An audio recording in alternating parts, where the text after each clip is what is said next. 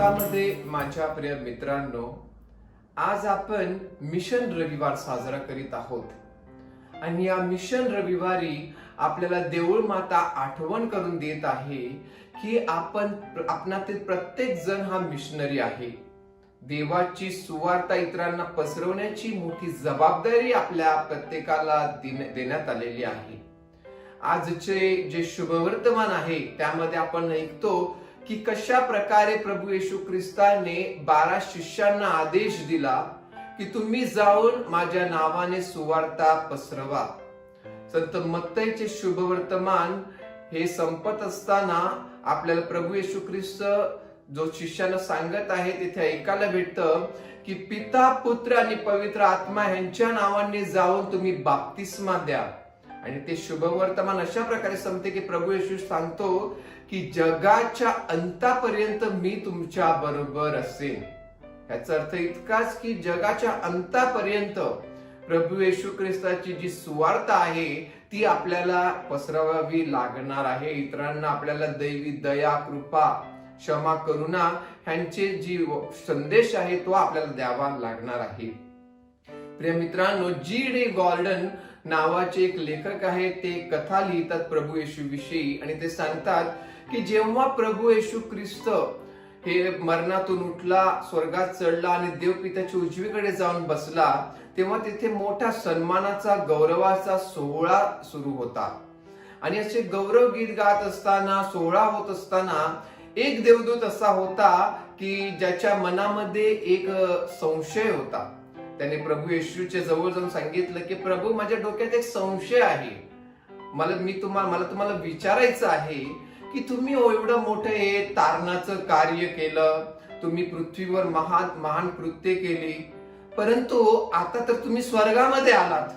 तुमची ही जी सुवार्ता आहे, तुम्ही जे कार्य केलेलं आहे, हे इतरांना कोण सांगणार?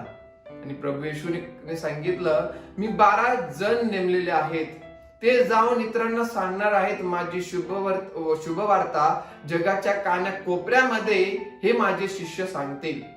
आणि त्या देवदूतांनी प्रभूला विचारलं, पण प्रभू, समजा असं झालं की हे जे 12 जण आहेत हे अयशस्वी ठरले किंवा त्यांना आळस आला, त्यांनी कंटाळा केला, त्यांनी काही श्रमच घेतले नाहीत, तर तुम्ही जे कार्य केलेलं आहे ते इतरांपर्यंत कसं पोहोचेल? तुमच्याकडे दुसरा कुठला प्लॅन बी आहे का? अशी कुठली तुमची योजना आहे का दुसरी की जेणेकरून ही योजना फसली तर ती लागू होईल? आणि प्रभू येशूने सांगितलं, माझ्याकडे कुठलाही दुसरा प्लॅन बी नाही, माझ्याकडे कुठलीही दुसरी योजना नाही. हे जे 12 जण आहेत हेच जाऊन माझी शुभवार्ता इतरांना सांगतील, कारण मी त्यांच्यावर अवलंबून आहे. त्यांना सुद्धा मी एक जबाबदारी नेमून दिलेली आहे आणि मला खात्री आहे की जर त्यांना माझा खरोखर दैवी दयेचा, प्रेमाचा, करुणेचा जर अनुभव आला असेल तर ते ही शुभवार्ता इतरांना सांगतील. प्रिय मित्रांनो, आज आपणा प्रत्येकाला देऊळ माता सांगत आहे की प्रभू येशू ख्रिस्त देऊळ माता आपल्या प्रत्येकावर अवलंबून आहे. आपल्या प्रत्येकांना एक जबाबदारी देण्यात आलेला आहे. म्हणून पोप फ्रान्सिस 2013 साली दिलेल्या आपल्या संदेशामध्ये म्हणतात की आपण प्रत्येक जण एक मिशनरी तर आहोतच, परंतु त्याबरोबर स्वतःहून एक मिशन आहोत. पोप जॉन पॉल दुसरे यांनी रेडेम्प्टोरिस मिशो या पत्रामध्ये लिहिलेलं आहे की आजही जगामध्ये लाखो आपले बंधू भगिनी आहेत की ज्यांना तारणाची फळे तर मिळालेली आहेत, परंतु प्रभू येशू कोण आहे, प्रभू येशूने त्यांच्यासाठी काय केलेलं आहे, प्रभू येशूचं नावही त्यांच्या कानावर पडलेलं नाही. आणि त्यामुळे आपण सर्वजण स्वस्थ बसू शकत नाही. प्रभूची सुवार्ता देण्याचं कार्य जे आहे ते आपल्या प्रत्येकांना करावं लागणार आहे. आजचे जे शुभवर्तमान होतं त्यामध्ये आपण ऐकलं की शिष्यांना तो दैवी आदेश मिळाला, मिशनरी आदेश मिळाला आणि ते सर्व जगामध्ये जाऊन प्रभूची सुवार्ता पसरवू लागले. आणि आपण पाहतो की त्यांना अनेक वेळेला त्यांना रक्तसाक्षी व्हावं लागलं. प्रभूसाठी मरणाची तयारी असणारे हे शिष्य आपल्या सर्वांनाही संदेश देत आहे की आपणही दैवी सुवार्तेसाठी प्रभू येशूचा संदेश देण्यासाठी झटलं पाहिजे, रक्ताचं पाणी केलं पाहिजे, घाम गाळला पाहिजे, तेव्हाच आपण या कामामध्ये आपला हातभार लावू शकतो. आता प्रश्न आपल्याला असा पडू शकतो की मी मिशनरी व्हावं म्हणजे मी काय केलं पाहिजे? तर आपण 3 गोष्टी केल्या पाहिजेत. प्रिय मित्रांनो, चांगला मिशनरी होण्यासाठी आपल्या दैनंदिन जीवनामध्ये पहिलं मिशनरी कार्य जे आपण करायला हवं ते म्हणजे आपण प्रभूचं अनुकरण तंतोतंत केलं पाहिजे. ज्याप्रमाणे प्रभू येशूने आपल्याला संदेश दिलेला आहे, आपल्या सर्वांना प्रभूने आज्ञा दिलेली आहे एकमेकांवर प्रीती करण्याची, त्याचं आपण अनुकरण केलं पाहिजे. महात्मा गांधी सांगत मिशनऱ्यांना की तुम्ही गुलाबासारखे, गुलाबाचे प्रेषित व्हा. आता गुलाबाचं जे फूल असते ते आपण पाहतो की संदेश देत नाही, उपदेश देत नाही, ते फक्त आपला सुगंध दरवळत ठेवते आणि बाकीचे इतर सर्व जण त्या सुगंधाने आकर्षित होतात.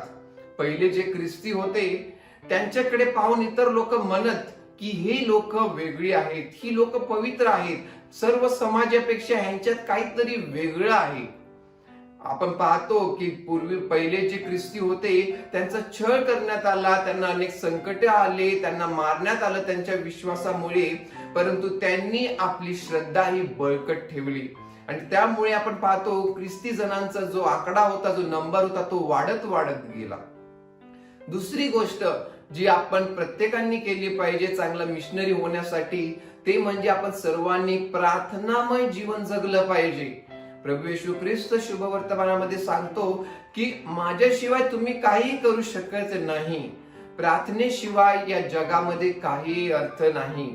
आपल्या सर्वांना प्रभूचा अनुभव यावा, प्रभू कोण आहे ते आपल्याला कळावं, दैवी दानांची जी फळं आहेत त्यांचा आपण आस्वाद घ्यावा, म्हणून प्रार्थनामय जीवन जगणं गरजेचं आहे. म्हणून देऊळ माता आपल्याला सांगत आहे दुसरी गोष्ट ती म्हणजे तुम्ही प्रार्थनामय जीवन जगून चांगले मिशनरी व्हा. आणि तिसरी गोष्ट जी आपल्याला देऊळ माता सांगत आहे आजच्या दिवशी ते म्हणजे जी लोक आज जे मिशनरी आज मिशन कार्य करत आहेत जगाच्या कानाकोपऱ्यामध्ये, काही ठिकाणी हॉस्पिटल्स आहेत, शाळा आहेत, बोर्डिंग्स आहेत, त्यांना आर्थिक सहाय्य करून आपण त्या मिशनरी कार्यामध्ये सहभाग नोंदवू शकतो.